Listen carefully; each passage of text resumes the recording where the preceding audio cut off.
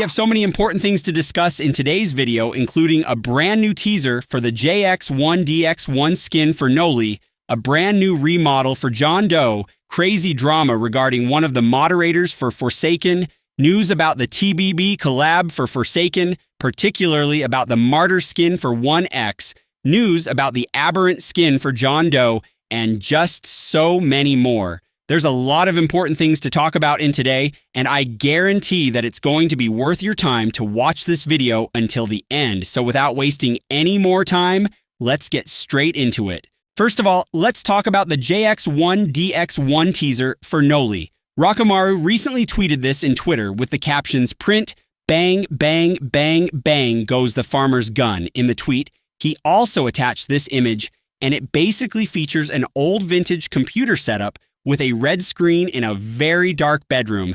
The image looks pretty scary, and it does give of eerie vibes.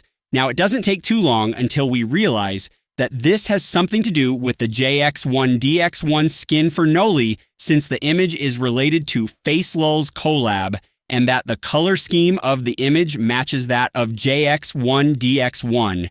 This is pretty exciting news because it shows that the developers is still actively working on the JX1DX1 skin for Noli, and it might come sometime soon, perhaps in the Guest 666 and Veronica update latest. As of right now, they never confirmed what this teaser might be. However, there is a bit of clue given by Rakamaru as to what this teaser might be. Based on this conversation from Rakamaru that is shown on screen, I feel like whatever this teaser is, it has something to do with the intro and or outro animation for the JX1DX1 Noli skin, and I can say so based on how Rakamaru reacted after someone mentioned intro or outro animations. Rakamaru also said that, quote, "You're practically getting everything under the sun," which is another way of saying that we've uncovered everything there is to something, and in this case, the something is the teaser that Rakamaru sent. Because of this and how Rakamaru said the quote in the reply sections after someone talked about intro or outro animations, the teaser that Rakamaru sent most likely has something to do with the intro or outro animations for JX1DX1. And if this were the case, then it's looking very promising, because we now know that the JX1DX1 skin won't have a generic Noli intro animation, rather a unique custom animation, which I can't wait to see. Rakamaru also said that he is making sure that the JX1DX1 skin will be unforgettable. So for those who has been waiting for this skin, you guys are in for a surprise. That said, I feel like the devs are hyping the JX1DX1 skin a lot, and I do hope that they will deliver this time and actually give us a very high quality skin that was worth the wait. Moving on, let's talk about the new remodel for John Doe. Awaken just posted this image of the brand new John Doe remodel, and they added a lot more details to the skin. As you can see, it is very different from the remodel that we saw from the Forsaken public testing that happened a few weeks ago, and this is because Awakened has took the criticism from the last John model and gave it a bit of makeover.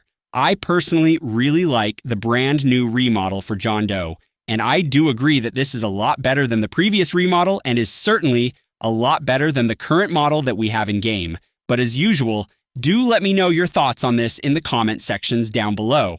That being said, here is the topology for the remodel design. So if you're interested in these type of things, then you can pause the video in order to take a closer look at it. People seem to really like the new John Doe remodel, and I can't wait until the devs implement this remodel into the game.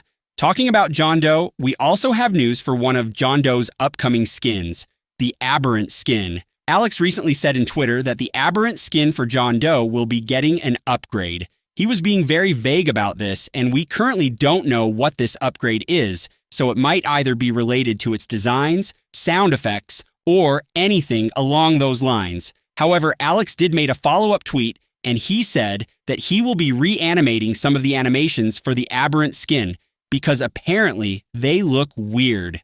Alex also said that he'd rather release the skin when it looks good and when he likes the design, so that it won't disappoint the community. And this is a very respectable move, since we don't want any more drama to happen because of a skin, particularly ones that were released unfinished. I hope the development for the Abberant skin goes well, and I can't wait to see more leaks or teasers being sent about him. Moving on, let's talk about the huge Baconboys drama that happened recently. BaconBoys1, who is one of the moderators for the Forsaken Discord server, just got involved in a pretty big drama yesterday. The drama started from him saying this message on Twitter, expressing his opinions about outcome memories and talking about how the devs neglected the many bugs that are present in the game. Now, the tweet Bacon made got pretty viral, and it actually caused a ton of heated discussions to take place in the reply sections, and apparently caused a lot of hate and backlash toward Bacon as well for this hot take. Not long after the tweet that Bacon made blew up and caused all of this heated discussion, Bacon actually got demoted and basically fired from the Forsaken moderator team in a very short period of time. Now, the tweet that Bacon made had already caused a lot of drama and backlash, but the fact that Bacon was fired not long after he made the tweet added fuel to the fire. People think that the reason as to why Bacon was fired, which is because of the tweet he made, is incredibly unjustified and very unfair to him. Because of this, people have been calling the devs out for this situation and speaking up about how unfairly Bacon was treated. There are people clowning the devs for this issue, hating, and so on. Unfortunately, I can't find the tweet since most of them were deleted, but I think you get what I mean from what I said earlier. Apart from the hate, there is also this leaked image of Romeo allegedly making fun of Bacon, and this has also made the situation worse. Because of how bad the situation has gotten, Hitoko made a public statement yesterday addressing this issue. He basically said that Bacon wasn't fired because of the OM thing alone, but also because of his actions, where Bacon is allegedly said to have been leaking things without the devs' permissions, having constant arguments online, and overall being unprofessional. As proof, Hitoko attached these screenshots of his conversations with Bacon. And if you guys want to read them fully, please do pause the video here. This drama was pretty big yesterday, and a lot of people from the Twitter community were talking about this. Fortunately, though, this drama has calmed down by a lot, and it was just mentioned a few hours ago that Bacon has been reinstated as a moderator for Forsaken. I'm pretty sure both parties who were involved have acknowledged their wrongdoings, and they are now trying to resolve the issue entirely. Hitoko also mentioned that a private apology was already made for Bacon, and a public one will hopefully be sent out very soon. I think it is now safe to say that the drama is about to end, and I hope that nothing like this will ever happen again.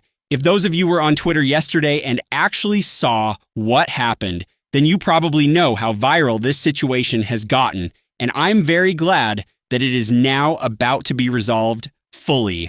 That being said, it is important to note that the drama is a lot deeper than what I just described earlier, and everything I said earlier was a very short summary of everything that happened yesterday. I'd also want to apologize in advance if I'd miss a few details here, since most of the tweets about the drama yesterday was deleted. So if I miss anything, or if you guys think that there are things that needed to be added for this part of the video, then please do comment them in the comment sections down below. However, I believe that I've covered mostly everything that you guys need to know about what happened yesterday, and I'm just glad that it has calmed down by a lot. Now, with every drama that has occurred in the past, please do not send any hate to anyone involved in the drama, since it's not deserved, and let's just all be happy that it is finally coming to an end. Finally, to end the video, let's talk about the TBB Collab, particularly the Martyr skin for 1X. Blue Zombie recently said on Twitter that the Martyr skin is almost done, and they're now waiting until every last aspect of the skin is finished so that it won't be released in an incomplete state. This is amazing news because it looks like the Martyr skin will be released very soon, and progress for it is being made as we speak. Judging from this, it might be coming in the next few updates at the latest, so let's hope for the best. Unfortunately though, Blue Zombie only talked about the Martyr skin here, and no news was sent about the other TBB Collab skin, the Treachstone skin for John Doe. But since the two skins are coming from the same collab, I'm assuming that the Treachstone skin for John Doe is also nearly finished, or is at least in heavy development as we speak. I do appreciate the devs for taking their time to ensure everything is completed before the final release, so let's hope that they will give us a skin that will be worth the wait, and with effects to it as well. Anyways, that is all for the video. If you enjoyed it so far, please do give it a like and subscribe for more content like this one. And with that being said, I'll see you guys in the next one. Peace.